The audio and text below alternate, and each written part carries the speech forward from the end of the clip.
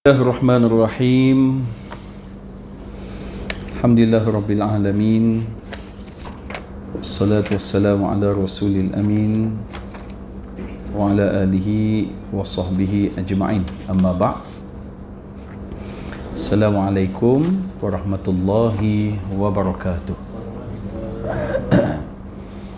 Alhamdulillah tuan-tuan dan puan-puan, bersyukur kita hadirat Allah Subhanahu wa taala, dengan limpah dan kurnianya dapat kita bertemu pada malam ini untuk sama-sama kita mendirikan solat maghrib secara berjemaah dan sambil-sambil mendengar kuliah maghrib, dan selepas itu kita akan menunaikan solat isyak secara berjemaah. Indah kan hidup begitu? Siangnya mencari rezeki, siangnya menyiapkan persekolahan anak-anak, makan minum suami, malamnya beribadah. Maka terlalu banyaknya rahsia tuan-tuan dan puan-puan dengan Allah Subhanahu wa taala. Rahsia apa tuan-tuan dan puan-puan? Rahsia tuan-tuan dan puan-puan melakukan amal kebaikan. Habis isyak balik rumah tidur, betul? Pukul 3 bangun, solat tahajud, solat taubat. Cukup subuh, sembahyang subuh, cari rezeki, malam ke sini. Jadi kitaran hidupnya begitu tuan-tuan dan puan-puan. Kenapa buat begitu? Kerana akan ada suatu hari yang dinamakan sebagai hari akhirat, kan? Hari kiamat. Maka nama hari kiamat ni juga tuan-tuan puan, salah satunya adalah dinamakan sebagai hari penyesalan. Bila hari penyesalan ni tuan-tuan dan puan-puan, waktu itu kita tepuk dahi ni. Tepuk dahi kenapa? Menyesal aku tak derma dulu. Menyesal aku tak buat baik dengan semua orang. Menyesal aku tak ceramah. Betul? Menyesal aku memilih ceramah. Yang bayar lebih aku pergi, yang bayar sikit aku tak pergi. Jangan main-main. Yang berceramah pun kena juga tuan-tuan, yang main-main benda-benda ni. Betul? Saya kat betul ni benda ni. Kan benda betul. Sebab ceramah ni pun manusia. Menyesal dulu aku tak buat begitu, tapi penyesalan waktu itu sudah tiada guna tuan-tuan dan puan-puan. Sebab itu kalau dalam lagu yang dinyanyikan oleh kumpulan Hijaz, iaitu lagu Pelita Hidup kan, lagu lama ni tuan-tuan dan puan, mari saya nak menyanyi sikit. Hidup ini bagai lampu dinding yang dinyalakan di malam hari. Hidup ini bagai lampu dinding yang dinyalakan di malam hari. Apabila minyak sudah kering, ia akan pasti padam sendiri. Apabila minyak sudah kering, ia akan pasti padam sendiri.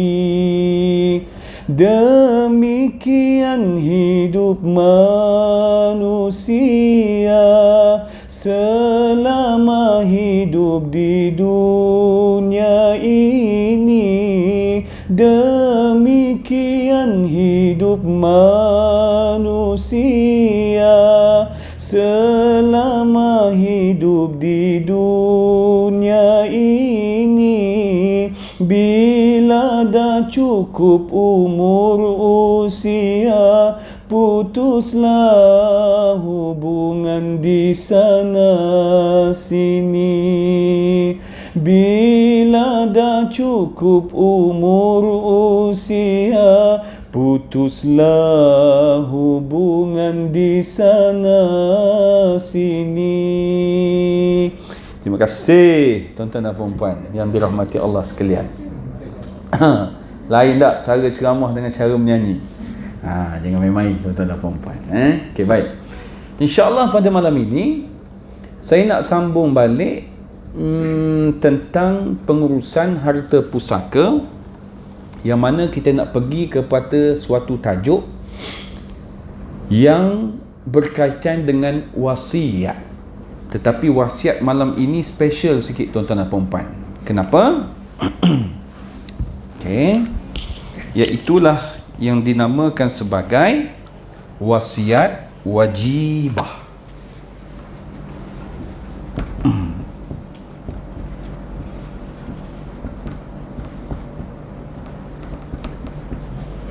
Okey.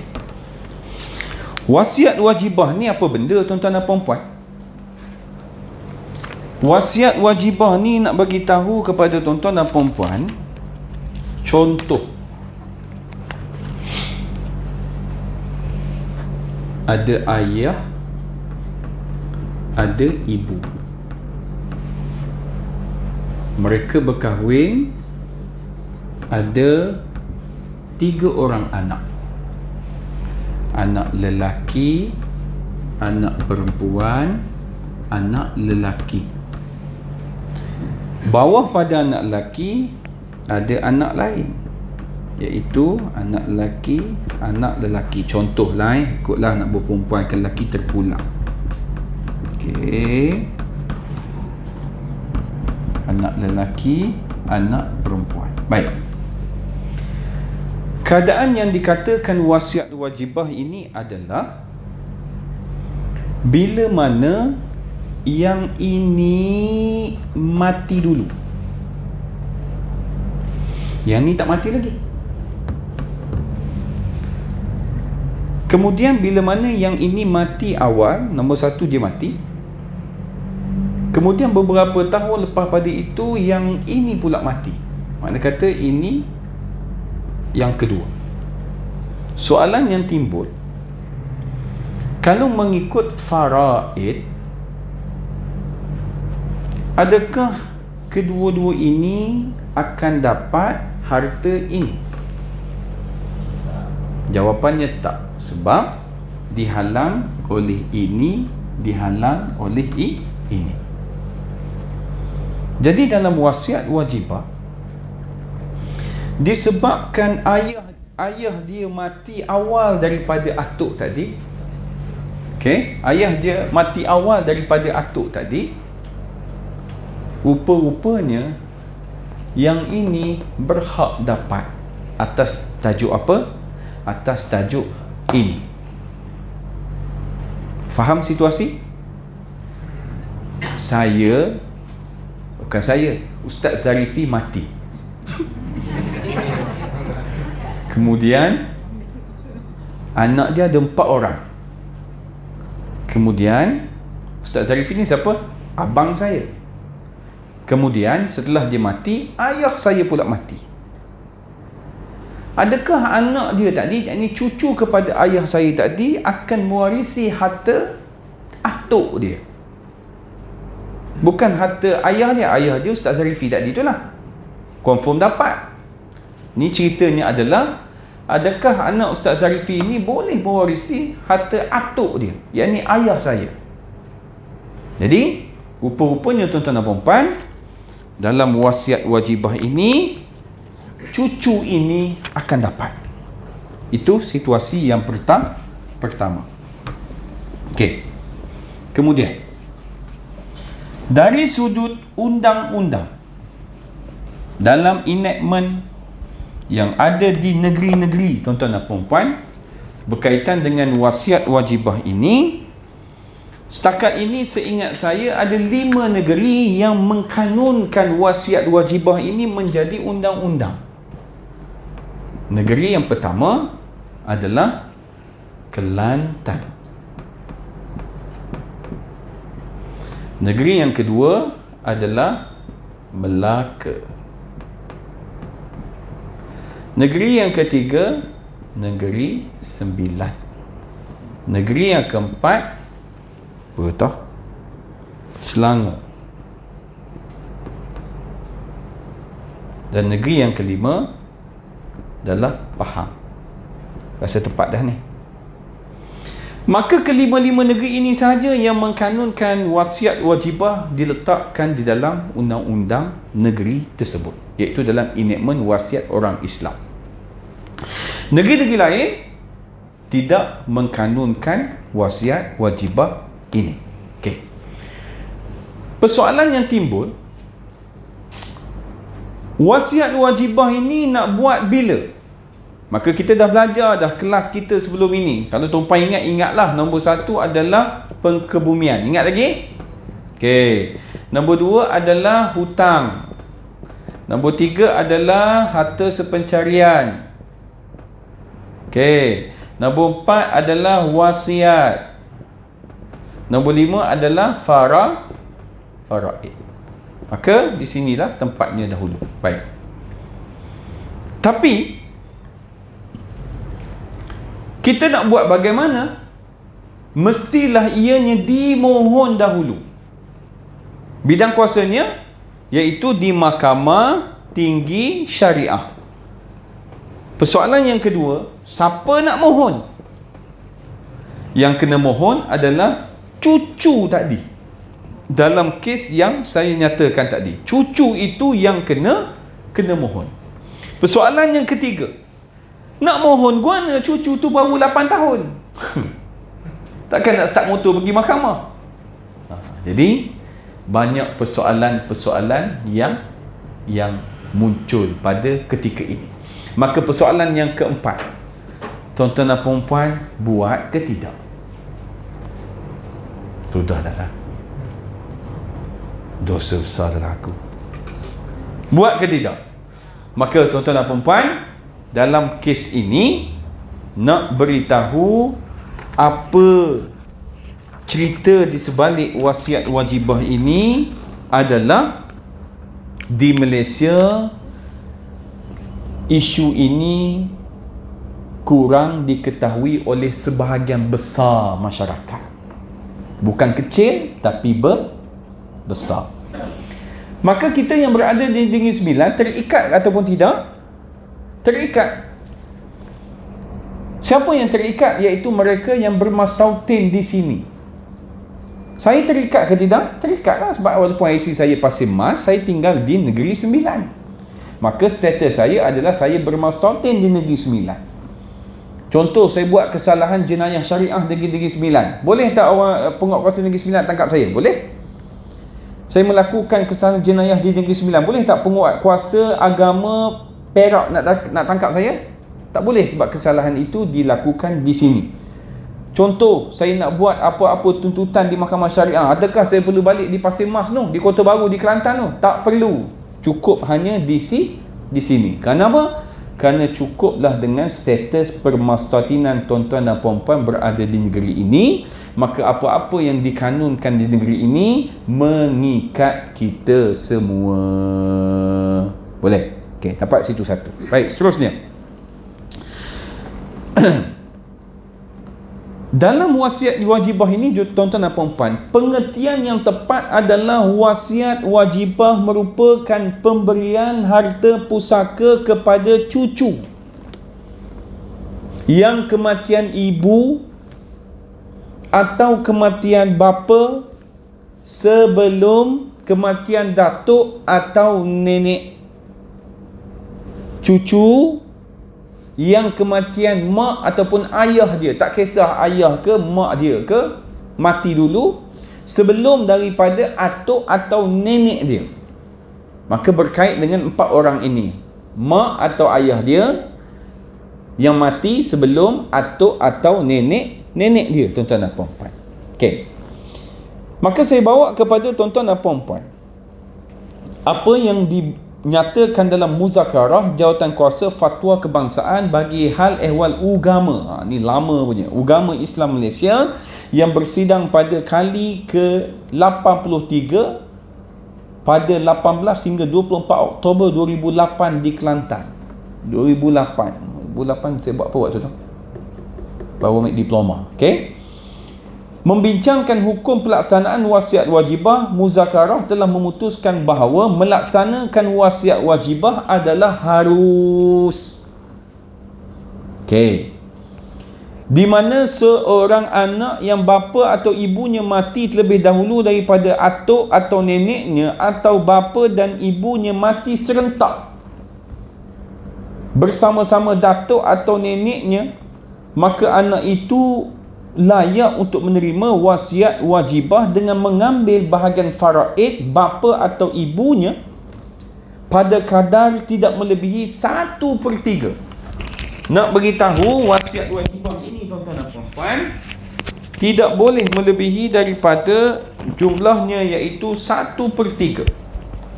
Macam kita dah belajar sebelum ini, wasiat pun tak lebih 1/3, betul?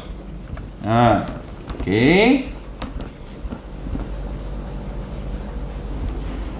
Okey. Dia mengambil bahagian faraid ibu atau ayah dia yang mati tadi ni tidak lebih daripada 1/3. 1/3 ni daripada harta siapa? Daripada harta atuk atau nenek dia. Nenek dia ataupun atuk dia ni meninggalkan harta 700,000.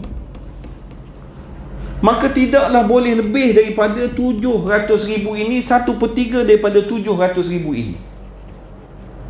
Tapi mesti andaikan seolah-olah ibu atau ayah dia tadi ni masih hidup. Contoh, ayah dia ni kalaulah hidup lagi, ayah dia ini layak mendapat faraid, bahagian ayahnya adalah 7,000 contoh. Kemudian 7,000 ini cuba compare dengan 700,000. Contoh, saya tak tahu ni, jauh sangat perkiraan ni. Contoh, adakah 7,000 ini melebihi 1/3? Kalau tidak melebihi 1/3, maka 7,000 ini dia akan dapat. Tapi kalaulah dia dapat 70,000 bahagian ayah dia saja, maka 70,000 ni lebih daripada 1/3, maka tak dapat 70,000 ini, maka kena genapkan balik menjadi 1/3 saja. Contoh, 1/3 50,000. Contoh, maka boleh ambil setakat 50,000. Kenapa tidak 70,000? Sebab mestilah tidak melebihi daripada 1/3 daripada keseluruhan harta si mati. Harta siapa? Harta atuk atau nenek dia. Jadi kalau dapat 50,000 ustaz, 20,000 lagi macam mana? Sebab 70 tolak 50, 20,000 balance, maka 20 tadi masukkan balik dalam harta yang atuk dia tinggalkan tadi. Untuk dibuat apa? Untuk bahagi secara faraid. Boleh? Sekali lagi, kena andaikan ayah dia yang mati dulu daripada atuk dia tadi ni. Andai kata ayah dia hidup, berapa bahagian faraid ayah dia akan dapat? Okey. Kemudian bahagian ayah dia tadi ni mesti tak lebih daripada 1/3 daripada harta atuk tadi. Kalau lebih, maka kena patah balik kepada, genapkan balik kepada 1/3. Kalau kurang, tak apa, dia tidak boleh lebih. Okey. Contoh, dia mendapat wasiat wajibah sebanyak 50,000. Cucu tadi, cucu abang tadi ada 4 orang. Anak lelaki, anak perempuan. Bagaimana nak bahagi? Pandai. Maka kena ikut kepada faraid. Anak lelaki 2 bahagian, anak perempuan 1 bahagian. Jadi bagaimana nak buat? 2 tambah 2, 4. 4 tambah 1, 5. 5 tambah 1, 6. 50,000 bahagi 6.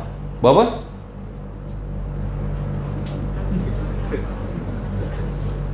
Berapa? 12,000. 9.5. 9,000 setengah. 9,000 setengah. Okey. Maka anak perempuan akan dapat 9,000 setengah. 9,000 setengah. 9,000 setengah siapa 9,000 setengah? 19 lah. Jadi yang ni 19,000, yang ni 19,000. Itu. Jangan dibahagi sama rata. Ambil tadi ni, anak lelaki 2 bahagian, anak perempuan 1 bahagian. Boleh Setakat itu? Okey, kita pergi lagi. Okey. tetapi mestilah mengikut kepada syarat-syarat yang telah ditetapkan. Apa syaratnya?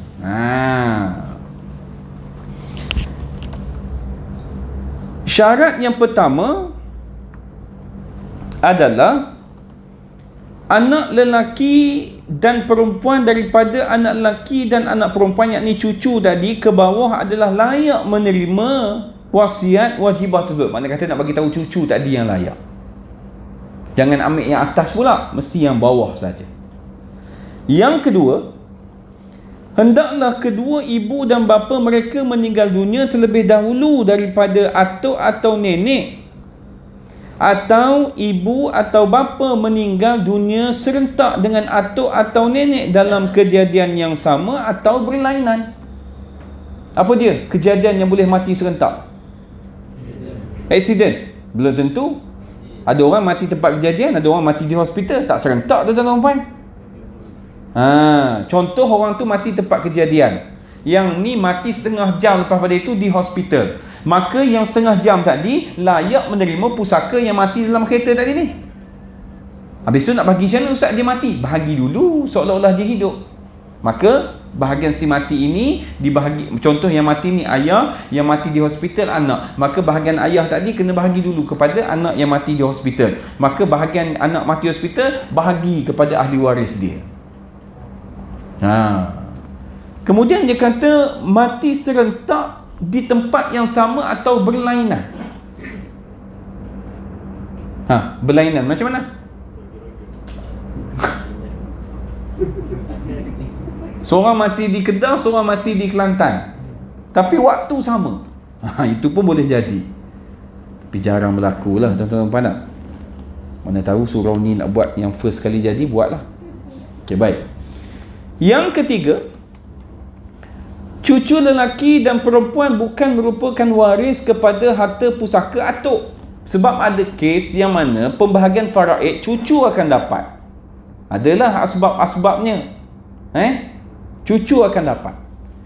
Tapi kalaulah cucu tu dah dapat tuan-tuan dan puan-puan, maka dia tidak layak lagi mendapat wasiat wajibah tersebut.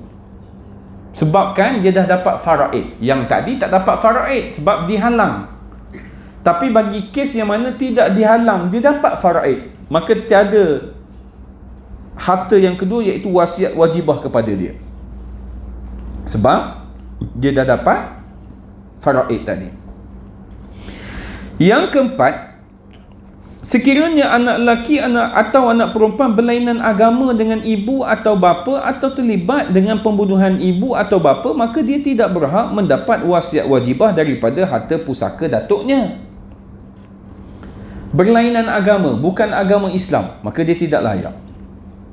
Ataupun dia membunuh. Membunuh siapa? Dia membunuh ibu atau bapa dia. Tahu bunuh? Macam mana bunuh? Yang suami tembak pakai pistol senapan angin. Lepas tu pergi bubuh dalam tong, jiran sebelah pula pergi gali, ngek juga jiran sebelah tu, pergi bantu. Amik dua-dua duduk dalam penjara. Panjang bos cerita ni. Duduk dalam penjara, salam perkenalan dulu. Kaki atas kepala tak? Pernah masuk penjara? Saya pernah masuk penjara wanita. Lalu tengah-tengah tu kan, sebab pergi tengok sebatan syariah. Sebatan civil tak pernah tengok, sebatan syariah pernah tengok. Dia pakai lengkap. 1, pam. 2, dia pakai baju, dia tak payah telanjang, dia buah atas belakang gitu lah. Tahu sakit ke tidak, ingat nak rasa juga. Kita tengok je lah. Jadi bila pergi penjara wanita tu, nampak lah. Lalu tengah-tengah kan, dia dalam sel kan, dia panggil abang. Dia kata abang, dia kata kekasih dia. Sakit juga tak. Dia duduk dalam tu jadi pening tuan-tuan. Okay, baik. Jadi kalau dia terlibat dengan pembunuhan, maka dia tidak layak mendapat wasiat wajibah ataupun berlainan agama. Okay. Yang kelima, sekiranya datuk atau nenek telah memberikan harta kepada cucunya melalui hibah, wasiat, wakaf atau sebagainya dengan kadar yang sepatutnya diterima oleh anak lelaki atau anak perempuan mereka sekiranya mereka masih hidup, maka cucu tidak lagi berhak mendapat wasiat wajibah. Ini bagi atuk yang cerdik sikit. Dia tahu dah anak dia mati awal, maka lihat kepada cucu tadi, maka dia hibah siap-siap, dia wasiat siap-siap kepada cucu tadi. Kenapa? Sebab dia tahu dah, dia kata kalau dia mati nanti rezeki anak-anak masih hidup, maka cucu ini tidak akan dapat. Maka dia wasiat siap-siap, ataupun dia hibah, dia berikan dah kepada cucu ini. Maka cucu ini juga tidak mendapat wasiat wajibah. Seterusnya, anak akan mengambil bahagian faraid bapa atau ibu yang meninggal dunia terlebih dahulu daripada datuk atau nenek, dan kadar tersebut hendaklah tidak melebihi kadar 1/3 daripada nilai harta pusaka atuk ataupun nenek tadi. Sekiranya bahagian tersebut 1/3 atau kurang daripada 1/3, maka pembahagian tersebut hendaklah dilaksanakan pada kadar tersebut. Kalau kurang, kuranglah. Tapi kalaulah bahagian dia lebih daripada 1/3, maka kena kurangkan, genapkan menjadi 1/3. 1/3 ni tuan-tuan dengan keliru juga. Bukan cucu tu ada 1/3 seorang, habis harta tu. 1/3 bahagi pada cucu yang ada ni. Cucu siapa? Cucu yang abang atau adik atau kakak kita yang mati awal daripada ibu atau ayah kita. Boleh? Kemudian pembahagian wasiat wajibah boleh dilaksanakan setelah didahulukan urusan berkaitan dengan mayat, berkaitan dengan hutang piutang, harta sepencarian sebelum dibahagi secara faraid. Kena buat selepas daripada itu. Dan yang terakhir, pembahagian wasiat wajibah kepada cucu-cucu yang berhak adalah berdasarkan kepada prinsip faraid, iaitu seorang anak lelaki menerima bahagian-bahagian orang perempuan. Makna kata 2 nisbah 1. Anak lelaki 2 bahagian, anak perempuan 1 bahagian. Okey. Daripada saya duk terang daripada tadi, tuan-tuan dan puan-puan, tuan-puan rasa-rasalah wasiat wajibah ni apa matlamatnya? Setuju dengan saya, matlamatnya adalah untuk menjaga kebajikan cucu-cucu tadi. Betul? Nak jaga cucu tadi lah, sebab cucu tadi tak dapat harta daripada atuk tadi, disebabkan ayah ataupun ibunya tadi meninggal awal daripada atuk atau nenek dia. Tapi dalam Islam, tuan-tuan dan puan-puan tak risau bab ini. Kalau buat, apa maksud saya kalau buat? Begini, saya nak terang supaya semua jelas, semua jelas, semua tahu, dan semua tahu apa nak buat lepas pada ini. Okey.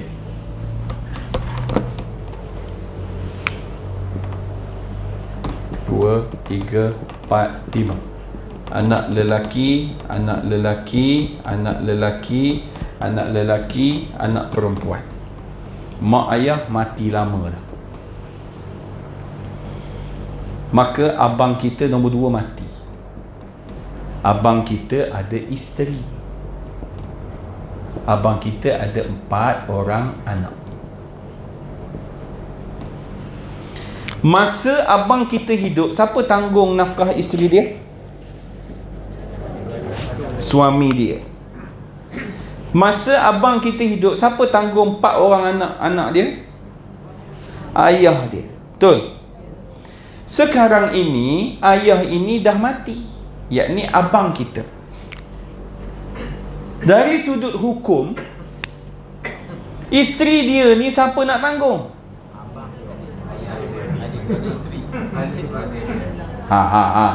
Siapa nak tanggung? Tak ada dah orang nak tanggung ni. Jadi bermula dengan wali dia. Siapa wali dia? Apa dia tak ada dah. Atuk dia, atuk tak ada dah. Maka pergi pada adik-beradik. Laki perempuan? Lelaki dia yang kena tanggung. Maka 4 orang anak dia ni siapa nak tanggung? Mati dah 2 ni. Yang atas pun mati. Maka yang ni kena tanggung yang ini. Yang ni tak perlu. Orang perempuan hidup di dunia ni cukup seronok. Mari saya buktikan. Dia nak kahwin, dia dapat apa? Mas kahwin, hantaran, cincin, baju persalinan, 20,000 habis kat dia. Itu sebelum kahwin, bayar dulu. Kemudian akad nikah, sah. Dia dapat apa pula? Dia dapat makan, minum, pakai, tempat tinggal. Dia tak payah fikir dia nak makan apa, dia tak payah fikir dia nak minum kat mana, dia tak payah fikir dia nak tidur kat mana, dia tak payah fikir dia nak pakai apa. Semua suami dia yang bayar. Kemudian dia diceraikan, dia dapat apa lagi? Dia dapat muta'ah, dia dapat nafkah iddah, dia dapat nafkah anak, dia dapat hak jagaan anak, dia dapat harta sepencarian. Nampak? Tuan-tuan tahu apa maksud semua ni? Kekuatan orang perempuan ada pada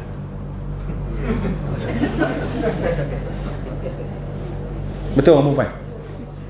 Itu kekuatan dia. Sebab itu Allah Ta'ala beri pada orang lelaki kudrat yang kuat. Dia beri pada orang lelaki suatu kuasa yang banyak. Kuasa orang lelaki banyak. Dia boleh menceraikan, dia boleh merujuk. Dia nak cerai, nak rujuk ikut suka dia. Waktu bila dia nak cerai boleh. Dia nak rujuk lagi mana dalam iddah, sila. Setuju, tak setuju, dia tak ambil kira dah. Setuju, tak setuju, boleh.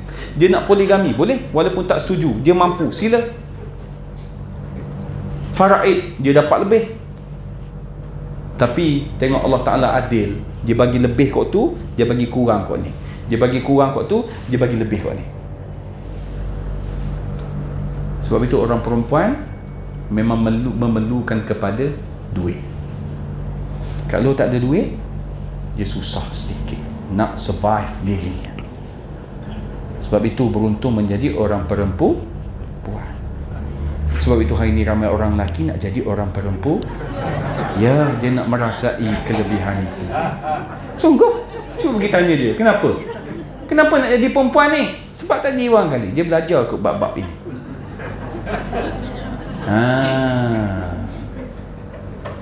Kalau saya jadi penginterview, saya lebih suka mengambil lelaki yang bekerja. Kota itu. Kalau perempuan tak setuju, perempuan punya pasal lah pada saya itu. Sebab di sini. Habis tu ustaz, dia ibu tunggal. Ibu tunggal cerita lain lah. Ni ceritanya adalah orang lelaki yang kena cari duit. Apa dalilnya? Allah Ta'ala sebut wa 'alal mauludi lahu rizquhunna wa kiswatuhunna bil ma'ruf. Terletak kewajipan orang lelaki untuk memberikan nafkah bagi mereka yang berada di bawah tanggungannya. Dia tak suruh orang perempuan cari duit. Tak suruh pun. Dia suruh lelaki. Tapi orang lelaki, bila saya kata benda ini, jangan takut. Sebab kita beri nafkah ini, siapa suruh? Okey, Allah Ta'ala yang suruh. Bila mana Allah Ta'ala suruh, ada hikmah tak di sebaliknya? Mesti ada. Kemudian yang memberikan kita rezeki siapa? Allah. Lepas tu jangan ada dalam diri kita, tuan-tuan, satu sifat yang dinamakan sebagai sifat ananiyah. Sifat apa? Iaitu sifat keakuan. Apa contoh sifat keakuan? Weh Mat, kau hebat dah sekarang, boleh pakai BMW. Memang lah, dulu aku kerja, aku belajar lagi, bukan macam kau malas. Mana boleh kata begitu? Sepatutnya kita sebut adalah kalau bukan dengan izin Allah dan asbabnya aku kerja penuh, aku usaha penuh dulu, tak dapat aku gaji macam hari ini. Itu baru betul. Berapa ramai orang yang bekerja keras tapi tak dapat? Berapa ramai orang yang tidak bekerja keras tapi dapat? Sebab itu semua kekuasaan daripada Allah Subhanahu Wa Ta'ala. Jangan gentar bab miskin, kerana yang menciptakan kita adalah yang maha kaya. Setuju? Mula-mula kahwin dulu, saya ingat 2013 kahwin. Waktu itu gaji baru biasa saja. Beli kereta Pro 2 Kenari. Tahu? Yang peti ais bergerak tu. Saya beli manual 17,500 second hand. 7 tahun ikat, 273 sebulan, RM273. Lepas beli, selang beberapa bulan, maka saya kahwin. Bila kahwin, isteri nak pergi kerja kena naik kereta. Tapi kereta ini manual. Sebab kalau auto waktu itu 20 lebih. Kalau 20 lebih dia jadi 300 lebih. Saya tak mampu. Maka saya kekal dengan manual. Maka isteri tak erti bawa manual. Ustaz buat macam mana? Saya beli kereta baru? Tak. Saya pergi buat, saya convert kepada gearbox auto. Waktu tu saya bayar 2,000. Maka yang manual tadi jadi auto. 2013 cerita dulu. Hari ni 7 tahun kerja. Boleh je. Allah Ta'ala beri rezeki. Saya bukan gaji yang besar, saya penjawat awam, tuan-tuan dan puan-puan. Penjawat awam nak gaji 10,000 umur berapa? Ni polis ni tahu ni. Penjawat awam nak gaji 10,000 umur berapa agak? Boleh dapat 10,000 umur 32. Tak dapat lah. Habis kuat pun 50, betul tak? 55 baru dapat 10, 11, 12 ribu sebulan. Itu pun kalau jusa, kan pangkatnya besar. Tapi nak bagi tahu bahawasanya Allah Ta'ala itu maha kaya. Dapat anak yang pertama, rezeki lebih sikit. Dapat anak yang kedua, rezeki lebih sikit. Jadi begitulah keadaan kita. Cumanya kena bersyukurlah kepada Allah dan berusaha sungguh-sungguh. Usaha itu macam mana? Usahalah kita keluar bekerja, kita niat, ya Allah ya Tuhanku, aku keluar bekerja ini sebab aku nak cari rezeki, sebab aku nak buat balik nanti disuap di mulut isteri dan anak-anak. Dan aku buat ini adalah berdasarkan surahanmu. InsyaAllah Allah Subhanahu Wa Taala akan kabulkan doa kita. Cuma kena yakin. Boleh? Tapi hari ni orang nak kaya, setuju? Orang nak hidup mewah, betul? Tak payah cakap tuan-tuan dan puan, cakap saya sendiri. Dulu beli rumah teras, sekarang ini pun rumah teras tingkat. Kadang-kadang mari terfikir, bila dapat 2 tingkat ni Orang lain rumah flat lagi. Saya dah rumah teras tingkat, tapi nak 2 tingkat. Dia sentiasa tidak puas. Bila kepuasan itu akan tamat? Mati. Kalau dah mati, hilang. Nak itu, nak ini tak ada dah tuan-tuan dan puan-puan. Jadi yang muda-muda kena kerja kuat. Habis tajuk kita pada malam ini. Ada soalan tuan-tuan dan puan-puan? Saya nak habis lewat pun risau, sebab kadang-kadang sampai di plaza tu, pergi mana? Kalau habis lewat, tazkirah apa lewat gini? Sudah. Tuan-puan tak apa, rumah belakang ni. Lepas tu saya nak pergi tunjuk yang Facebook surau. Ni poster saya. Sama tak bang? Tak kena. Okey, ada soalan tuan-tuan dan puan? Masuk dah isyak tak? Ada soalan? Tuan-tuan dan puan ada soalan ke? Tak ada soalan, saya nak share satu kisah. Ada soalan?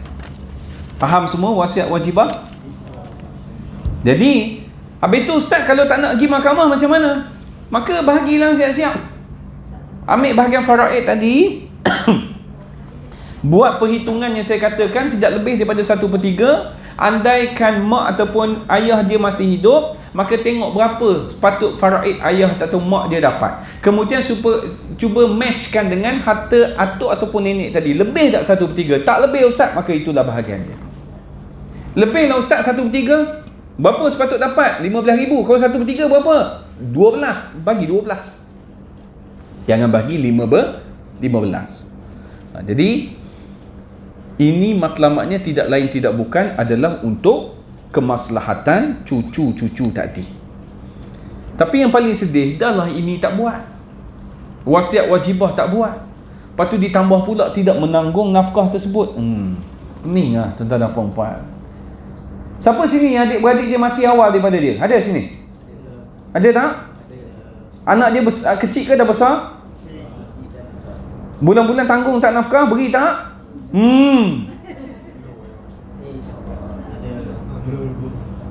Jangan ia dikira.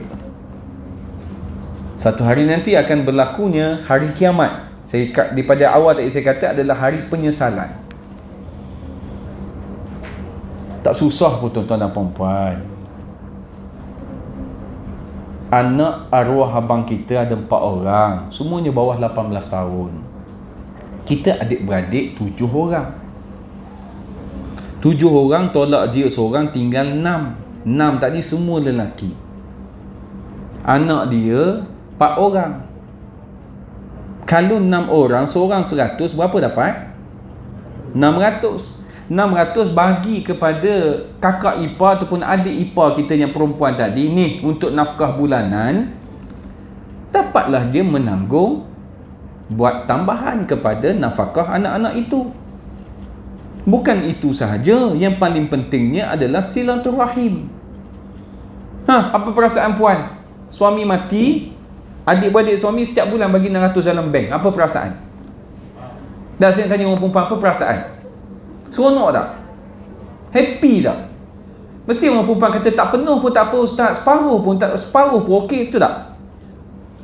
Tapi buat ke tidak? Yang berlaku sekarang ni dalam masyarakat kita, buat ke tidak? Kenapa tidak buat? Sabar, sebelum jawab tak tahu ke sebab rugi? Tak tahu ke rugi? Rugi. Kalau pendirian kita adalah rugi, makna kata kisah kita mencintai dunia ni tak habis lagi. Ni kita cinta pada dunia ni tak habis lagi. Kita tak lepas apa yang ada pada kita untuk kita berikan pada orang yang sepatutnya kita beri. Ini bahaya. Kalau orang sebegini, tuan-tuan dan puan, dia tak habis lagi cintanya kepada dunia, maka kita takut apa? Takut kita ini hati menjadi keras. Betul? Apa tanda-tanda hati menjadi keras? Sebelah ni padang bukan? Ni sebelah ni padang, betul? Padang apa ni? Padang bola. Kita main bola, kita duk tengok orang duk masuk, keluar masuk, nak datang sembahyang maghrib, kita buat dono je, duk isap rokok, duk main bola lagi. Apa maksud tu? Dia tak rasa bersalah. Sekalipun dia tak nak berjemaah sendiri, tapi melihat orang yang berkejaran untuk mengerjakan maghrib, maka dia rasa malu. Start motor balik lah. Betul tak? Itu cantik. Tapi kalau dia buat bodoh, macam mana? Tendangan tadi okey ke? Malu tuan-tuan dan puan-puan. Sebab tu peringatan buat kita. Kalau tuan-tuan tak boleh nak tegur, cukuplah dengan tindakan kita start motor, memakai jubah, memakai kopiah senyum pada mereka, membuatkan mereka malu dan mereka nak berubah, dan kita berdoa pada mereka. Itu yang paling terbaik lah. Betul tak? Jangan cerca ya. Jangan kutuk. Barangkali yang kita kutuk itu menjadi pula kepada anak dan cucu kita. Tuan-tuan dan puan kena hati-hati, tuan-tuan dan puan, pada diri saya sendiri. Bila makin dekat dengan Allah, kadang-kadang ujian makin besar. Apa contohnya? Nampak mereka berada di padang, kita naik motor, kita buat dono, tak? Buat masuk masjid. Dalam hati kita, ahli neraka. Boleh sampai tahap gitu? Boleh jadi tak? Tak, saya tanya tuan-tuan, pernah tak perasaan tu sampai? Jangan. Kalau ada perasaan begitu, minta jauh tuan-tuan dan puan-puan. Senyum. Kalau tak boleh tegur, tak boleh nasihat, maka doalah kepada mereka. Wabillahi taufiq wa hidayah. Wassalamualaikum warahmatullahi wabarakatuh.